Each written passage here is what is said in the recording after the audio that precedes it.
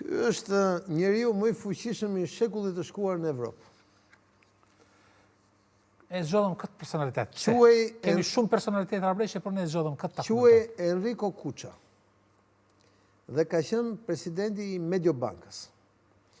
Mediobanka është guri themeltar i ndërtimit të financës europiane pas luftës së dytë botërore si askush tjetër. Mbi gurët e Mediobankës, e para ka qenë njeriu padyshim më influent në Itali në 80 vitet e fundit. Më shumë influencë se Agnelli, Berlusconi, se gjithë miliarderët e tjerë të Italisë. Por është njeriu mbi themelin e cilit është ngritur financa europiane, pra bankat e ky Draghi, Mario Draghi, që ishte kryeministri i Italisë dhe presidenti i Bankës Europiane, ky ka qenë nxënës i Kuçës. Mediobanka është themeli i kapitalizmit italian dhe europian pas luftës së dytë botërore.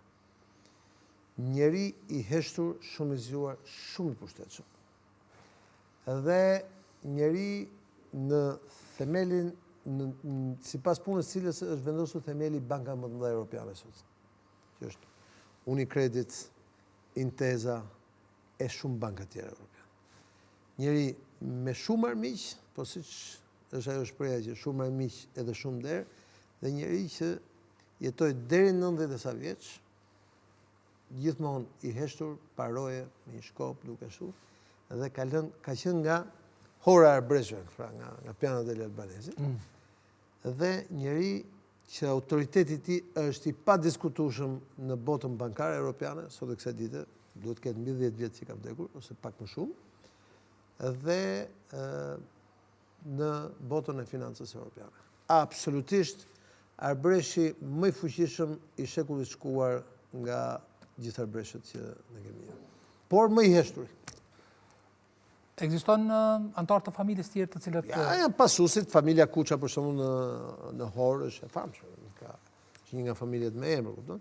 Por ky është njeriu që ka lënë gjurmë më të madhe në Ty çdo herë thua që ekonomia është gjëja më e rëndësishme dhe ky ka qenë më të rëndësishme të sigurisë dhe ne për këtë arsye ndoshta zgjodhëm një personalitet që vjen nga kjo. Dhe me vdekjen e tij, fatkeqësisht banka e tij filloi rënien dhe po ke parasysh që financa ka dhënë sepse ai ishte themeli, ishte njeriu më i fuqishëm.